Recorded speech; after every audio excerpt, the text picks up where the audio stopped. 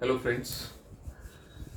देखिए, पिछले दिनों सुप्रीम कोर्ट की एक रूलिंग आई थी जिसमें कोर्ट ने ये कहा था कि जब हस्बैंड वाइफ में डिस्प्यूट हो जाती है और कोई डिवोर्स का केस फाइल होता है तो वाइफ को हस्बैंड के जो अकोमोडेशन है जहाँ पर वो रहते हैं उसमें रहने का अधिकार है या शेयर्ड हाउस होल्ड में रहने का अधिकार है।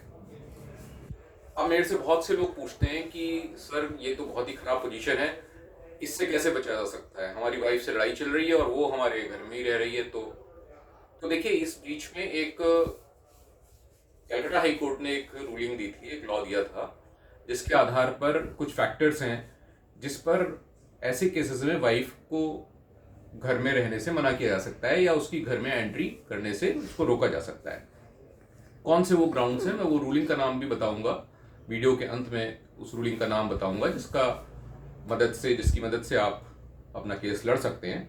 फिलहाल हम चर्चा करते हैं कि कौन से वो कारण हैं जिनके आधार पर पत्नी का शेयर्ड हाउस होल्ड में एंट्री रोकी जा सकती है। देखिए, सबसे पहले तो ग्राउंड ये है कि ऐसे सभी केसेस में जहां पर पत्नी ने 498 ऑफ आईपीसी और 3 section 3 and section 4 of dowry prohibition act का मुकदमा हस्बैंड और उसके परिवारीजनों के खिलाफ दायर किया हुआ है और उसमें उसने ये एलिगेशन लगाया है कि ये लोग दहेज की डिमांड करते हैं और दहेज न लाने के कारण मेरे को प्रताड़ित करते हैं, मारते हैं, पीटते हैं और कई बार उन्होंने मेरी जान लेने की भी कोशिश की। तो ऐसे सभी केसेस में वाइफ की एंट्री उस घर में रोकी जा सकती है, क्योंकि जब वो एलिगेशन लगा रही है कि ये मेरा मर्डर करना चाहते हैं तो उसी घर में क्यों रहना चाहती है। ये इंसिडेंट्स दोबारा हो सकते हैं। फिर अगर उसने ये एलिगेशन लगाया हो हस्बैंड के ऊपर, ये हस्बैंड के इलिसिट रिलेशनशिप हैं दूसरी लड़कियों के साथ और वो उनको घर में लेके आते हैं और इस वजह से क्रूअल्टी क्रॉस करते हैं, तो भाई जब वो इलिसिट रिलेशनशिप में रहता है तो आप उसी घर में और क्यों रहना चाहती हैं। ये एक ग्राउंड है जिसके आधार पर उसकी एंट्री बंद की जा सकती है, रोकी जा सकती है।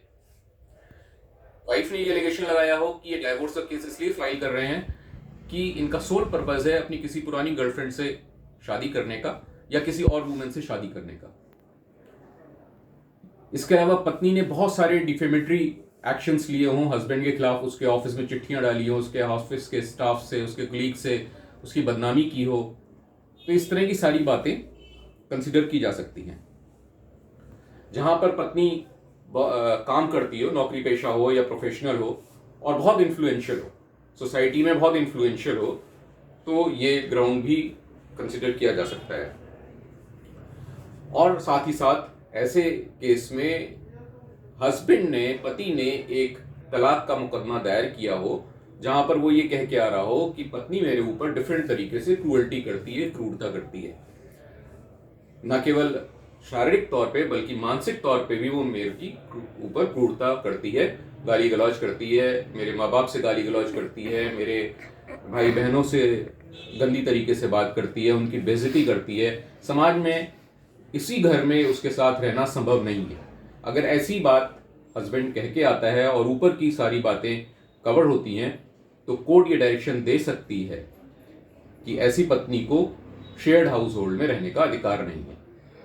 अब जैसे मैंने आपको बताया था कि ये रूलिंग मैं आपको बताऊंगा कौन सी है, तो वो रूलिंग है कलकत्ता हाई कोर्ट की, सन 2009 में उन्होंने दी थी, सुभाष चंद्र दास वर्सेस संध्या दास चौधरी। सुभाष चंद्र दास वर्सेस संध्या दास चौधरी। इस रूलिंग का फायदा उठाइए और मुझे बताइए आपको ये वीडियो कैसा लगा। Thank you so much.